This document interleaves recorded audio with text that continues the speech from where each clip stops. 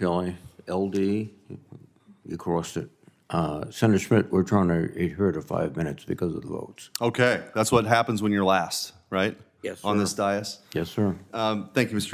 Chairman. Secretary Austin, the United States has appropriated $112 billion previously for Ukraine aid, $60 billion in the supplemental that's being considered.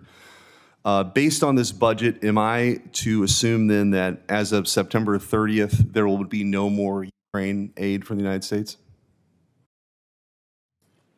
This request takes us out through the end of month September. Right, but there's no money, so I can only be left to assume one of three things. One is the war is over. Two, or B, the United States won't be allocating any more dollars. Or C, that this is a dishonest request. So I guess the question is, are we going to, it's not in this, but we're going to get another supplemental because members of this committee have been told there could be another request for $100 billion.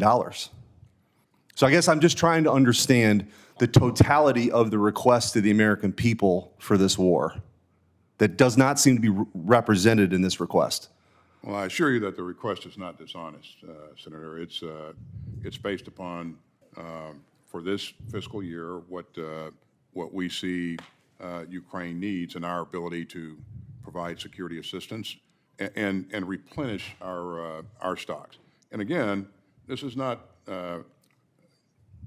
This goes through our industrial base. I understand the argument, but I would also make the argument that the weapons that are being procured for Ukraine aren't necessarily the weapons that our industrial base would produce to defend the United States or even in the Indo-Pacific. Those are more long-range fires. That's really not what Ukraine needs. And so with an industrial base that does not have the capacity to do all of these things, we are making decisions about what is produced and what is sold. And those may not be in the interest of the United States. I mean, you understand the point? I do, Senator, and I think you're right. I think, there are munitions that we will need for a peer competitor fight that we're not using in Ukraine right now. But having said that, Ukraine needs air defense capabilities, weapons, systems, and interceptors. It needs artillery munitions. And of course, our industrial base produces all of that, and we have worked to expand our capacity in our industrial base to produce anti-tank weapon systems.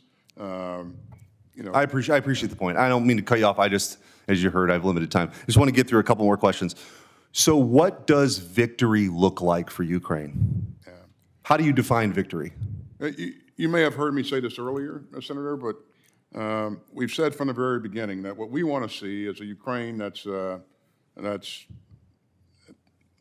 democratic country that has that is independent and has the ability to protect its sovereign territory, to defend its sovereign territory, and to deter aggression. Does that mean Crimea is part of Ukraine?